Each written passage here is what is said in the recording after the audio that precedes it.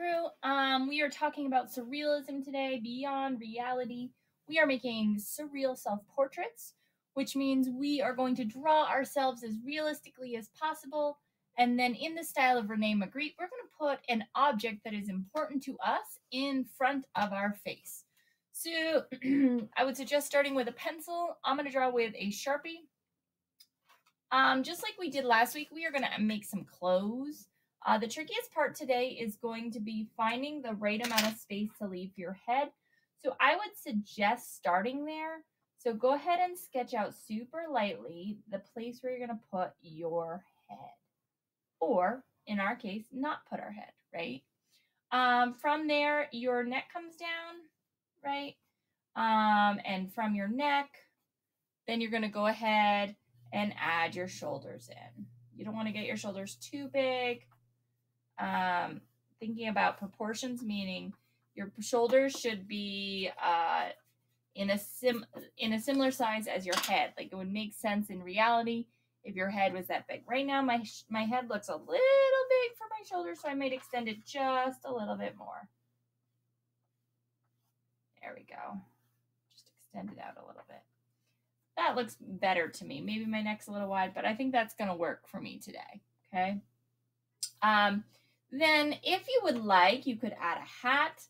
I really like beanies, or like I have a fun ski hat, so I might do that. If you want to add on a hat like Rene Magritte's, like a bowler hat like that, you can do that as well. Hats typically don't fit exactly flush to your head, meaning they go a little bit out because you have hair.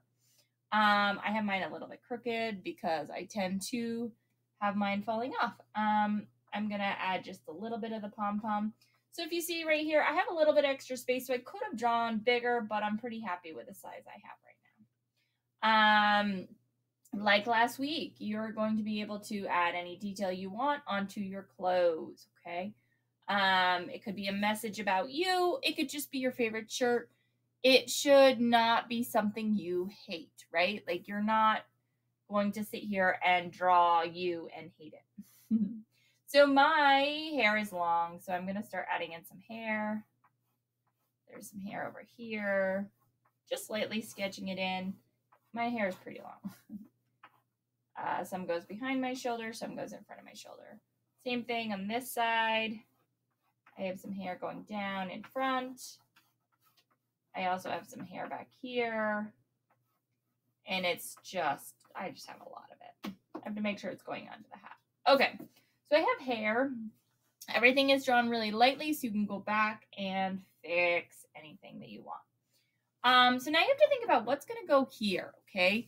So in Rene Magritte's picture, he has an apple in front of his face. I'm not sure what that's telling us about him. He also has a dove in front of his face. I'm not sure that's what that's telling us about him.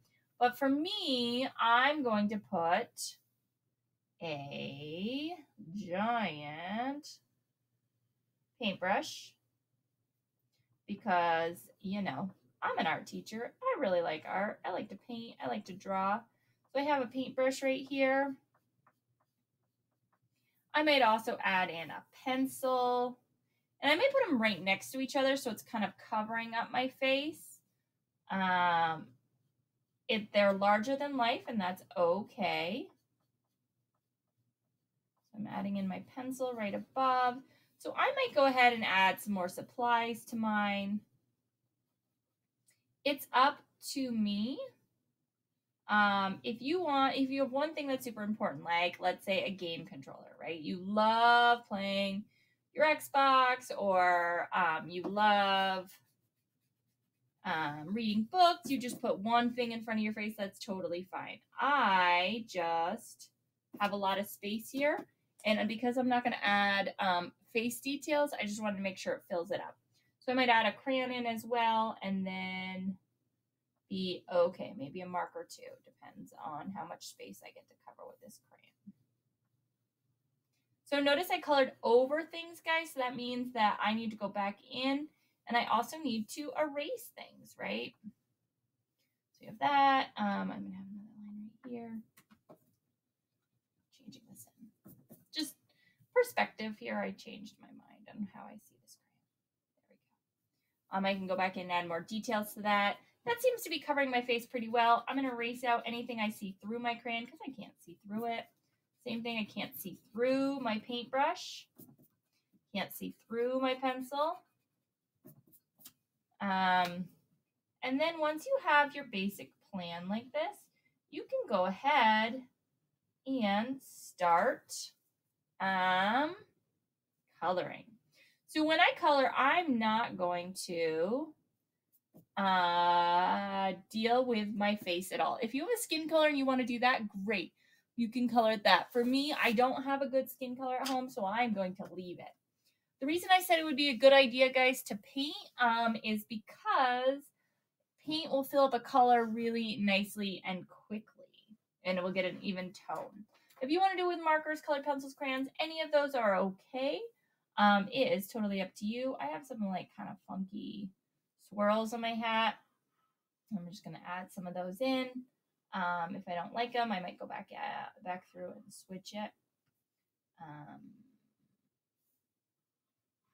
not loving that right now. So you guys can go through and figure out how you want your clothes to look. If you don't want them to look like your real hat or your real clothes, remember, that's okay. You can make them look however you want. I think I'm going to do one color band there and then one little color band back here.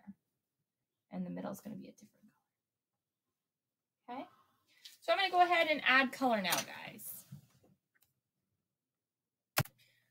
So guys, as you can see, I have colored in the objects that are important to me, leaving the detail behind it blank.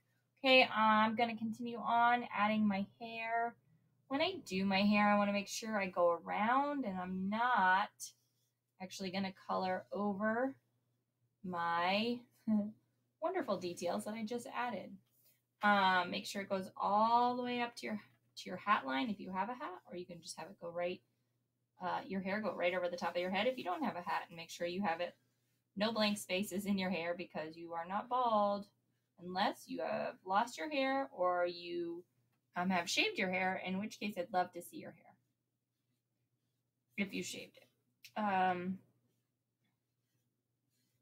I'm going along. I continue to add. I'm using a combination of markers, colored pencils, and crayons. So I might add some highlights in here. For my hair, I need to get the area back there. Same thing over here. I'm getting the area in front. Careful going over top of your marker. If your hands are warm or the side of your hand is warm, it will probably make your marker bleed, which will not make for a good thing. It'll smudge it for you. That might be a big bummer. So I'm making my lines when I'm drawing it all the same direction, kind of in the way my hair would be going, except for that end little piece right there so I can get next to it. Because with markers, it leaves a trace on the direction you colored, unfortunately. All right. So I need to continue on. I'm going to continue on and color the bottom half. I can't wait to see what you guys create today.